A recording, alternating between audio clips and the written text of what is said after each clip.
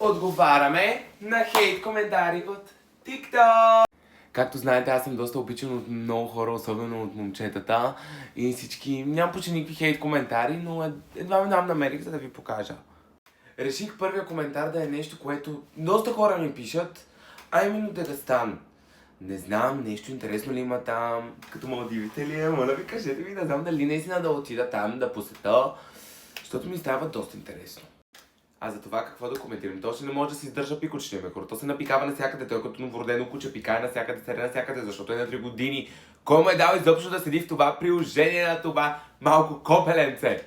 Някой да ми обясни, смисъл. Няма какво да го коментира повече. Той е малко боксерче и доста си ме е страх от него по принцип. Направо много ме е страх, хора. Следващата не стига, че дърта ми е доста неграмотна, както виждаме имат доста грешки в изречението. Но какво да ви кажа? Дърта пачавра. Нека да я видим колко е хубава. Не! Вие ме хванахте да се цувам с този прокиш. В смисъл, Дани, не стига, че си стара, ами приличаш и на прокиш. В смисъл, окей, да си стара, да си купва. Ма, Дани, ти 100% миришеш на пилешка чорба. В смисъл, моля те, погледни се и качваш тиктоци как колиш прасета и такива неща. Хора, в смисъл, вижте я. Тя е лелка гадна с пърхот. В смисъл, моля те, не ми коментирай повече видеята. Пак ли мека китка? Няма ли да се довършат тези? Ако не сте гледали филма Живите мъртви, ето я. Тя прилича на смъртта, хора. Аз ако тая я видя, няма да спа поне 5 дена. Прилича на жена, която се казва Вирджиния, не знам как се казва. Но изглежда доста страшна.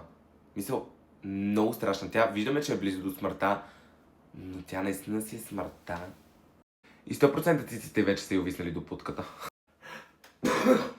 Хора, Иванчо иска да се задава. Не знам, защо така иска.